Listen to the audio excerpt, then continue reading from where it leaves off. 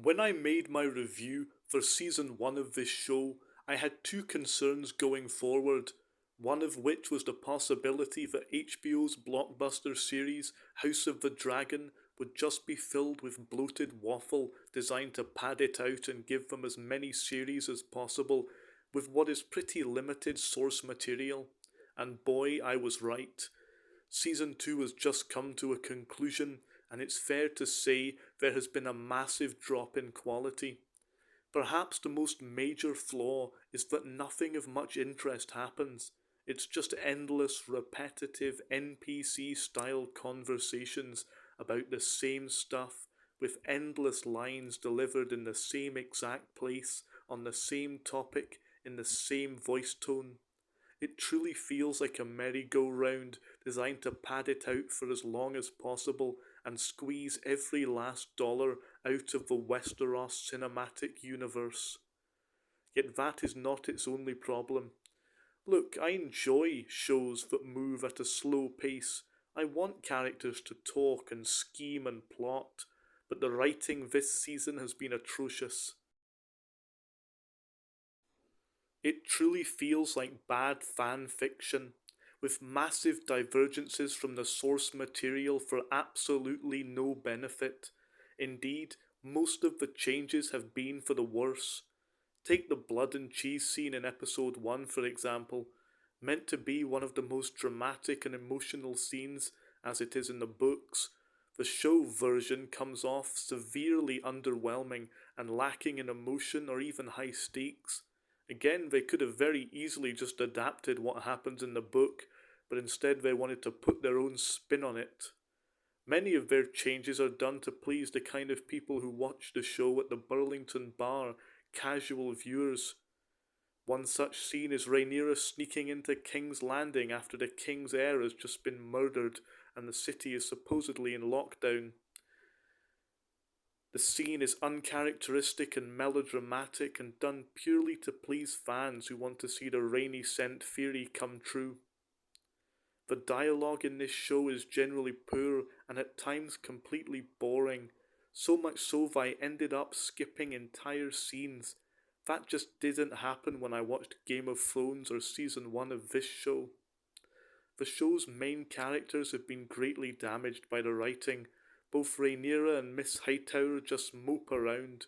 Hightower looks permanently sad, she seems to have only one facial expression, and constantly whinges about nothing whilst her grandchildren are being killed and her sons are fighting. She just sits around, berates the son she pushed into doing this to begin with, and simps after Rhaenyra, her family's main enemy. Meanwhile, Rhaenyra just mopes around on Dragonstone for 8 hours, whining that no one will give her advice or tell her what to do. Then, when someone tells her what to do or gives her sensible advice, she flips out and assaults people and complains about people not listening to her. That's literally it. That is everything she gets up to in this entire season, just non-stop complaining whilst doing nothing. Look, I'm not even a fan of Rhaenyra, but I am a fan of well-written, interesting characters, and Season 2 Rhaenyra is neither of those things.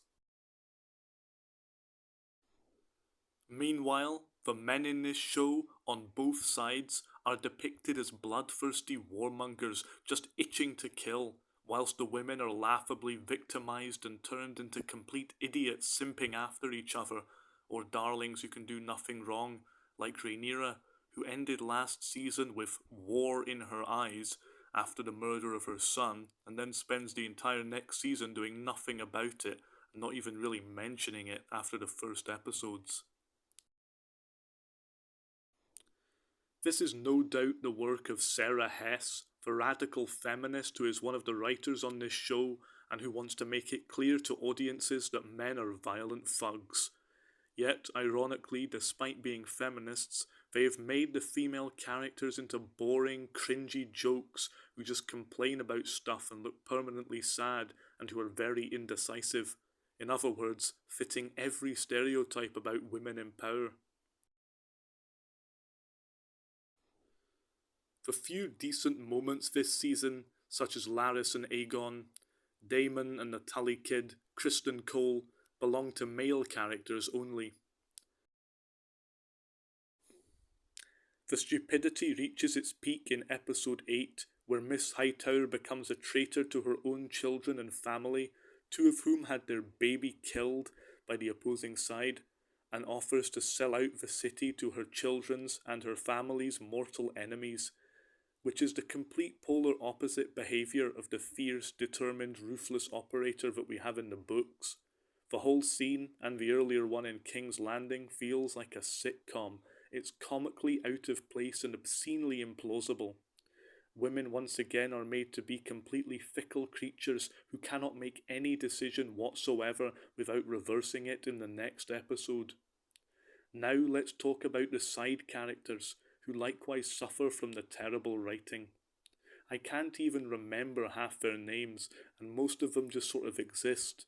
Like that Valarion Bold guy who spends his entire time in the same place and has the same conversation in every episode. That's it.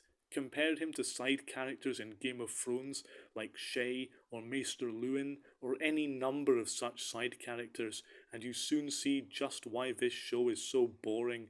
Every character that isn't one of the main ones is a complete NPC. Likewise, compare Jane Arryn with Lysa Arryn from Game of Thrones. Jane has one facial expression, one tone of voice, and only ever stands in one location. She has no personality, nothing that makes me feel anything towards her, whether it be good or bad. The same is true for countless characters like both of Daemon's daughters, who are complete nothing burgers, who have no personality or anything really likeable about them. They say a few lines, then disappear till the next episode, when they pop back in for a second just to fulfill some plot point before disappearing again once more. In the end, I'm not optimistic about the future of this show. Ryan Condal and Sarah Hess are now in total control of the direction of the show. The latter is a feminist radical, whilst Condal has a track record of failure and bad writing and believes that the source material is nothing more than green propaganda, and he wants to put his own spin on it and turn George's story into his own. And if season 2 is anything to go by, I think it's fair to say that Ryan's story is pretty trash.